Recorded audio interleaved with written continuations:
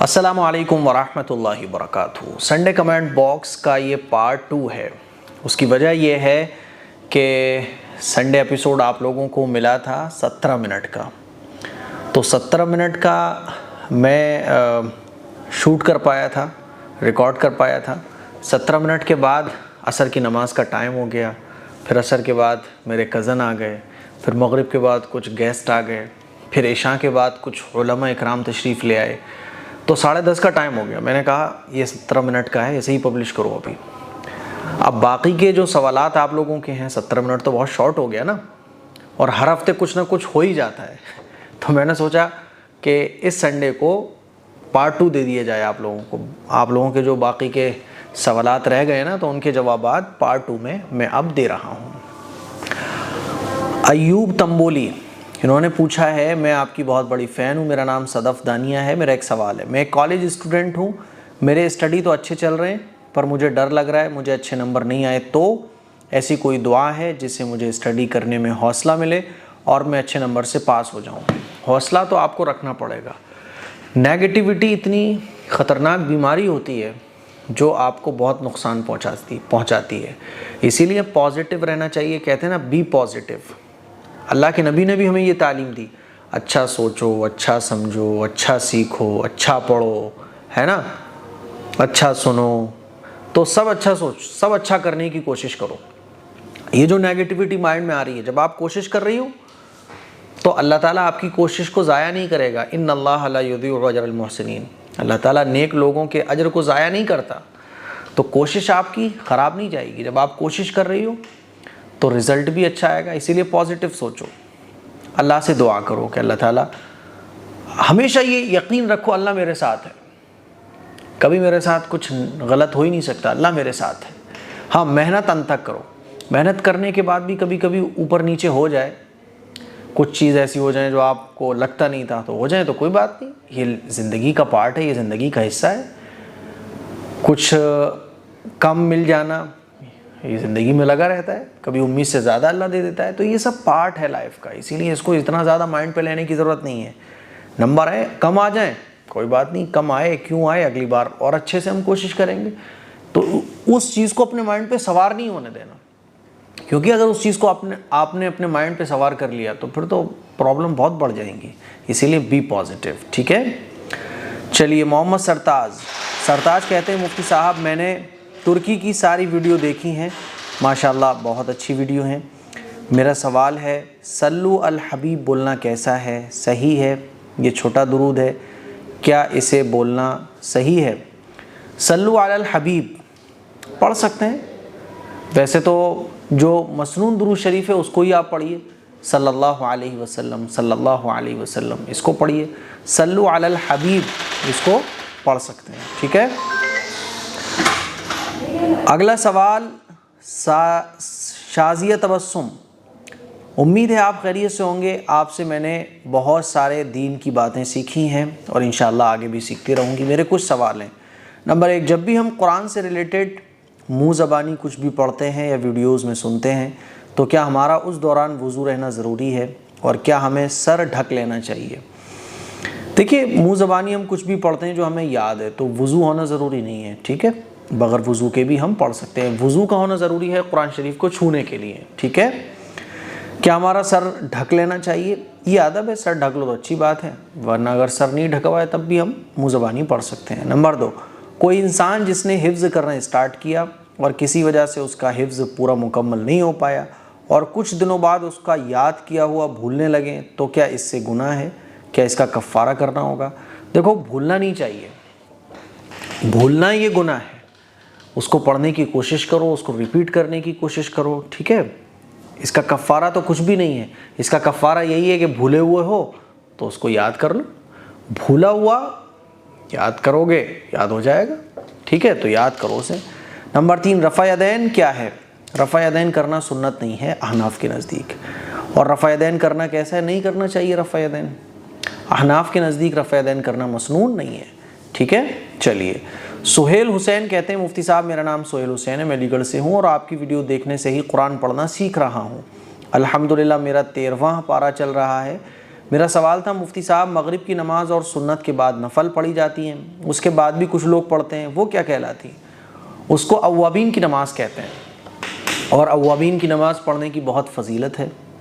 अव्वाबीन की नमाज़ कैसे पढ़ी जाती है, अब यूट्यूब पे सर्च कर सकते हैं अव्वाबीन की नमाज़ AM कासमी, तो अव्वाबीन की नमाज़ पढ़ने का तरीक़ा, फ़जीलत, वक्त सब आपको पता चल जाएगा। तो अव्वाबीन की नमाज़ पढ़ना चाहिए, ठीक है। अच्छा, सुमी डॉन, कैसा नाम है इनका? मुफ्ती साहब, घर पर अक्सर मक्का मदीना के daily calendar as a gift आ जाते हैं, साल ख़त्म होने के बाद उस कैलेंडर का क्या करें? अक्सर हर साल नया कैलेंडर लगाना पड़ता है, तो पुराने का क्या करें? यहाँ वहाँ रखने से इसकी बेअदबी तो नहीं है? एडमिन सर प्लीज़ मेरा भी सवाल ले लें। आपका सवाल ले लिया गया है। सवाल ये आपने जो पूछा है बहुत अच्छा पूछा है। देखो, नया पुराने जो कैलेंडर होते हैं उनका आप ये करो कि एक तो ये है कि कब्रिस्तान में जो है ना, जितनी भी पुरानी दीनी इबारात होती हैं, दीनी पेजेस होते हैं, उनको रखने के लिए एक बॉक्स बना होता है, वहाँ रखवा दो आप। तो कब्रिस्तान वाले क्या करते हैं, उनको मिट्टी में दफन कर देते हैं। यही तरीका अच्छा है, ठीक है। बाकी एक आसान तरीका मैं भी बता देता हूँ कि मान लीजिए कैलेंडर है, उस पर दीनी लाइनें लिखी हुई हैं, है ना, बहुत सारी दीनी चीज़ें बनी होती हैं, लिखी होती हैं, तो बेअदबी का डर होता है, और बेअदबी है भी वही, उसको हम ऐसे ही फेंक देंगे, कदमों के नीचे वो आएगा। तो मैं एक आसान तरीका ये बताता हूँ, कब्रिस्तान भी जाना बाज़ दफ़ा आलस रहता है कि कौन जाए, कब्रिस्तान भी बाज़ दफ़ा बड़े दूर दूर होते हैं, तो उसका एक आसान तरीका है, एक बाल्टी पानी लें आप, उस पानी में उसको डाल दें, ठीक है। तो कागज़ जो है ना पूरा गल जाएगा, पानी में मिक्स हो जाएगा, उसको आप छत पर डाल दें, छत पर डाल दें, गमलों में डाल दें, छत पे डाल दोगी, सूख जाएगा, वो पता भी नहीं चलेगा। ये बिल्कुल आसान तरीका है, ठीक है। या ये कि कोई कोठरी वगैरह हो या कोई ऐसी जगह जहाँ पर किसी के पैर ना पड़ते हो, वहाँ उसको रख दो। तो ये आसान शक्लें हैं जो मैंने आप लोगों को बताई, ठीक है। यही बिल्कुल आप कुरान मजीद के जो फटे हुए, शहीद हुए पारे वगैरह होते हैं, कुरान होते हैं, उनका भी कर सकते हैं। परवीन फातिमा कह रही हैं बीवी तलाक़ लेना चाह रही है कि हम दूसरी जगह शादी करेंगे, लेकिन शौहर तलाक़ नहीं दे रहा है, तो क्या कर सकते हैं, प्लीज़ बताएं भाई। इसमें भी मैं बताऊंगा। अरे बिल्कुल क्लियर सी बात है यार, बीवी तुम्हारे साथ रहना नहीं चाह रही और शौहर तलाक़ देना नहीं चाह रहा। अरे तो शौहर को ये सोचना चाहिए कि जो बीवी शौहर के साथ रहना नहीं चाह रही है तो छोड़ो ना यार उसको। जो आपके साथ रहना नहीं चाह रहा हो तो उसे ज़बरदस्ती रखने से फ़ायदा क्या है? शादी होती है ज़िंदगी को पुरसुकून बनाने के लिए। अब जो औरत आपके साथ रहना नहीं चाह रही हो उसको आप ज़बरदस्ती रख रहे हो सिर्फ इसलिए कि तलाक़ की अथॉरिटी आपके पास है, तो ज़िंदगी ऐसे अच्छी थोड़ी ना रहेगी, ना आपकी रहेगी ना उसकी रहेगी। तो जो औरत नहीं रहना चाह रही है छोड़ो उसको, भाई ठीक है, कल जाने को तू आज ही जा, इससे अच्छी क्या बात है। जब तू रहना ही नहीं चाह रही है तो भाग यहाँ से, तेरा क्या काम है। तो इसीलिए तरीक़ा तो यही है कि अगर औरत तलाक़ लेना चाह रही है, दूसरी जगह उसे कोई पसंद है, तो शौहर, अगर शौहर नालायक है, मारता कूटता है, हक़ अदा नहीं करता है, तब तो औरत को तलाक़ लेना चाहिए। लेकिन आदमी सही है, औरत के दिल किसी और जगह लग गए साहब, है ना, तो औरत गलत है फिर। तो फिर आदमी को ये सोचना चाहिए कि इस औरत को मैं रख के करूँगा क्या। हालांकि आदमी में कोई प्रॉब्लम नहीं है, लेकिन आंखें चार हो गई उसकी दूसरी जगह, उसके दिल कहीं और लग गए। तो फिर ऐसी औरत अगर तलाक़ लेना चाहे तो भाई साहब उसका शुक्रिया अदा करते हुए फ़ौरन रवाना करो, क्योंकि ये औरत जिसको सिर्फ आप इस बुनियाद पर कि यार ये मेरे साथ रहना नहीं चाहती है, इसको तो मैं बताऊंगा आप ही की ज़िंदगी बर्बाद होगी, आपका ही घर बर्बाद होगा, आपकी ही नस्लें ख़राब होंगी। बात समझ आ रही है। और अगर आदमी ठीक है और औरत फिर भी तलाक़ ले रही है तो ये गलत है। इसी तरह से आदमी अगर जुल्म करता है और औरत सिर्फ इसलिए तलाक़ ले रही है क्योंकि इस आदमी के साथ निभा नहीं हो पा रहा है, आदमी नालायक है, तो फिर तब भी आदमी को तलाक़ दे देना चाहिए। जब तुम हक़ अदा नहीं कर सकते तो तलाक़ दो, ताकि औरत कहीं और जाके निकाह करे, शादी करे। तो अगर औरत तलाक़ मांग रही है तो तलाक़ दे देना चाहिए, ठीक है। क्योंकि जिस औरत को आपके साथ रहना ही नहीं है तो फिर ज़िंदगी वहाँ कैसे गुजरेगी, झिक झिक करके, चिक चिक करके, ऐसे कोई ज़िंदगी थोड़ी गुजरती है। शादी की जाती है ज़िंदगी को पुरसुकून बनाने के लिए। शादी करने के बाद आपकी ज़िंदगी पुरसुकून बनने के बजाय जहन्नम बन जाए, क्या फ़ायदा ऐसी शादी से, इसलिए दे दो फिर, ठीक है। चलिए साहब, बहुत सारे सवालात इस संडे एपिसोड के लिए मैंने लिए थे, लेकिन अफसोस कि वो संडे में आपको पूरा एक एपिसोड नहीं मिल पाया, इसीलिए पार्ट 2 आपको मुझे देना पड़ रहा है। राज रानी, मुफ्ती साहब बेटी के रिश्ते की बात चल रही है, दुआ कीजिए, अल्लाह आसानी फरमाए। सभी लोग दुआ करें कि अल्लाह ताला इनकी बेटी के रिश्ते को खैर के साथ पाए तकमील तक पहुँचाए। रिश्ते बड़े मुश्किल हो गए हैं आजकल, सही जगह रिश्ते हो जाएं, लगाई बुझाई करने वाले, बढ़ाने वाले, लगाने वाले, जलाने वाले, पता नहीं कौन कौन से लोग पीछे लग जाते हैं। फैज़ पूछते हैं, मेरा नाम शबनम है, मैं पिछले सालों से आपको फॉलो कर रही हूँ, मैंने आपसे बहुत कुछ सीखा है। इनके कुछ सवालात हैं। नंबर 1, जब मैं फ़जर की नमाज़ पढ़ती हूँ सुबह, उसके साथ क़ज़ा नमाज़ पढ़ती हूँ तो मेरे पैर थक जाते हैं बैठे बैठे, तब मैं बेड के ऊपर बैठकर अपने पैरों को सीधा करके पैरों पर तकिया रखकर कुरान पढ़ती हूँ, तो क्या ऐसे कुरान पढ़ना ठीक है या नहीं? फ़जर की नमाज़ पढ़ती हूँ सुबह, उसके साथ क़ज़ा नमाज़ पढ़ती हूँ, पैर कैसे थक जाते हैं? इतनी क़ज़ा नमाज़ मत पढ़ो, कम पढ़ लो अगर पैर थक जाते हैं, ठीक है। बैठे बैठे थक जाते हैं। अच्छा, आप सूरज निकलने का इंतज़ार करती होगी, तो मैं आपको बता दूँ कि फ़जर की नमाज़ पढ़ने के बाद नफल नमाज और सुन्नतें पढ़ना मना है, ठीक है, मकरूह है। वरना सूरज निकलने तक फ़जर की नमाज़ पढ़ने के बाद आप क़ज़ा नमाज़ पढ़ सकती हो, ठीक है। तो सूरज निकलने का इंतज़ार मत देखो आप। हाँ, सूरज निकलना शुरू हो और आवाज़ आती है कि फ़जर की नमाज़ का टाइम अब ख़त्म हो चुका है, क़ज़ा नमाज़ 20 मिनट के बाद पढ़ी जाए, तब फिर कोई भी नमाज़ नहीं पढ़ सकते। फ़जर की नमाज़ पढ़ने के बाद आप क़ज़ा नमाज़ें तो पढ़ सकती हो, नफल नमाज़ पढ़ना मकरूह है। बाकी ये पैर सीधा करके, पैरों पर तकिया रखकर, पैर सीधा रखकर, पैर सीधा करके, ये थोड़ा सा अदब के ख़िलाफ़ है। बाकी प्रॉब्लम होती है और आपको टाइम भी बचाना है अपना, तो पैरों को सीधा करके पैरों पर तकिया रखकर कुरान पढ़ सकते हैं, पढ़ तो सकते हैं, लेकिन थोड़ा सा अच्छा नहीं है ना। इसीलिए क्योंकि पैर जब आप सीधे करोगे फिर उसके ऊपर तकिया रख के कुरान रखोगे तो कुरान पैरों के सामने आएगा ना। इसीलिए जैसे चेयर पे बैठते हैं ना तो पैर नीचे होते हैं, फिर उसके ऊपर हम तकिया रख के कुरान रख लें तो कुरान और पैरों का सामना नहीं होता ना। तो ये ज़्यादा अच्छी शक्ल है कि आप चेयर पे बैठ जाओ या बेड पर ही बैठ जाओ, पैर लटका कर, और उसके ऊपर तकिया रख के कुरान रख लो। और जैसे लेटने की पोजीशन में पैर का सामना होगा कुरान से, तो ये थोड़ा सा मुझे अच्छा नहीं लग रहा, अदब के ख़िलाफ़ है ये।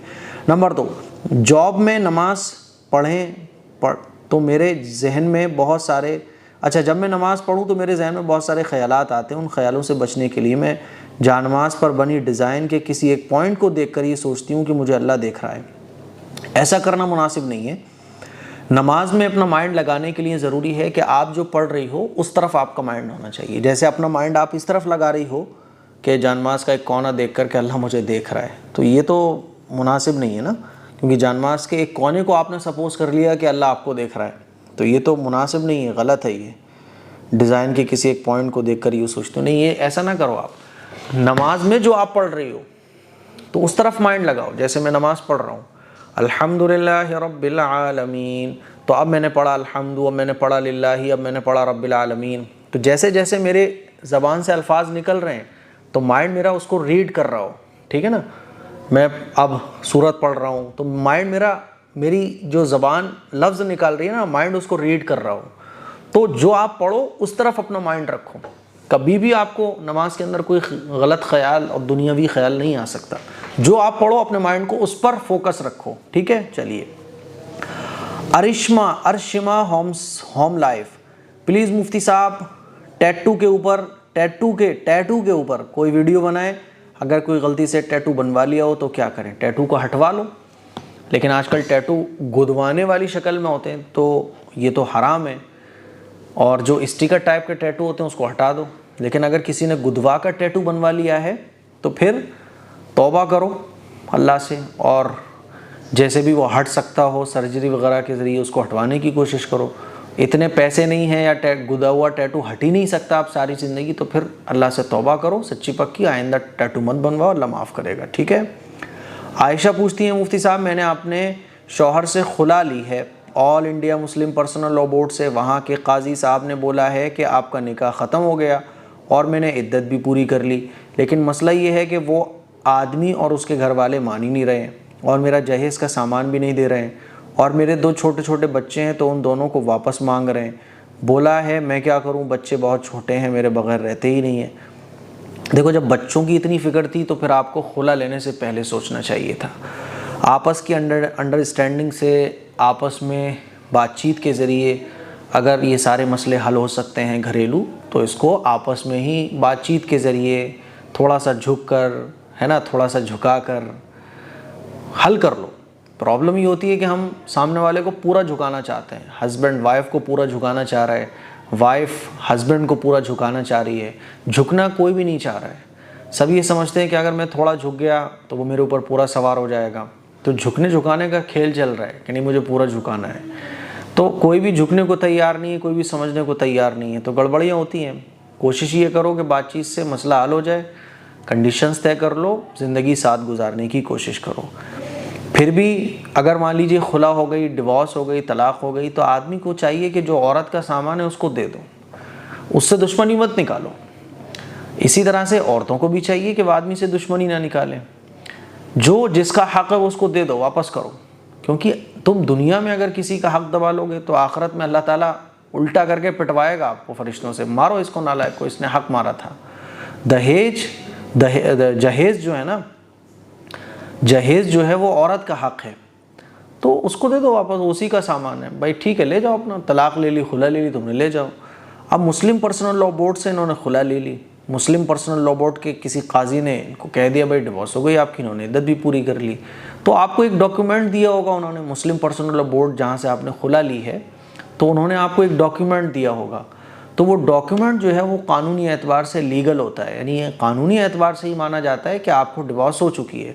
तो उस सबूत को लेके, क्या आपने मुस्लिम पर्सनल लॉ बोर्ड के ज़रिए खुला ले ली है, वो डॉक्यूमेंट आप गवर्नमेंट को दिखाइए, और वो डॉक्यूमेंट आप उनको पेश कीजिए कि भाई देखो हमने खुला ले ली है, अब हमारा आपसे कोई ताल्लुक़ नहीं, हमारा सामान वापस कीजिए। फिर भी वो वापस नहीं करें तो आप उनके ख़िलाफ़ एक्शन भी ले सकती हैं, ठीक है। बहरहाल ये आपस का मसला है, अपने घर के बड़ों को ये बताओ, नहीं दे रहे हैं वापस वो आपका जहेज़ वगैरह, तो फिर थोड़ा सा डंडा सख्त करो, क्योंकि अगर कोई आदमी जुल्म करे तो जुल्म का हिसाब भी लेना चाहिए। बाकी वो बच्चों को मांग रहे हैं, तो भैया देखो अब ये तो जब मुस्लिम पर्सनल लॉ बोर्ड्स में जाके आपने खुला ली तो उनसे ये भी पूछोगे बच्चे किसके पास रहेंगे। वो जो फैसला करें तो बच्चे फिर आपको छोड़ना पड़ेंगे। उन्होंने ये कहा कि बच्चे बाप के पास रहेंगे, तो फिर बच्चे बाप के पास रहेंगे। तो दिक्कत, प्रॉब्लम वही है जो मैंने अभी बताई। इसीलिए आप उनके पास जाइए और उनको ही बताओ कि भाई ऐसे ऐसे नहीं मिल रहा, वही आपको रास्ता बताएंगे। अब क्या मसला रहा आपका खुले का, ये तो पूरा मसला जब सामने होगा तभी मैं कुछ बता सकता हूँ। 12 जहेज़ आपका है तो वो सामान आपको मिलना चाहिए, ठीक है। चलिए, क्रिजिप्टियन ये कहते हैं मुफ्ती साहब हमें भी संडे कमेंट बॉक्स का बेसब्री से इंतज़ार रहता है। बहुत बहुत शुक्रिया इस मोहब्बत के लिए। रेहाना खातून, मुफ्ती साहब आप कभी अपना पूरा छत का वीडियो बनाइए और बताइए क्या ख्वाहिश है आपकी। चलो एक नया एपिसोड शुरू करते हैं। क्या ख्वाहिश है आपकी, क्या ख्वाहिश है आपकी।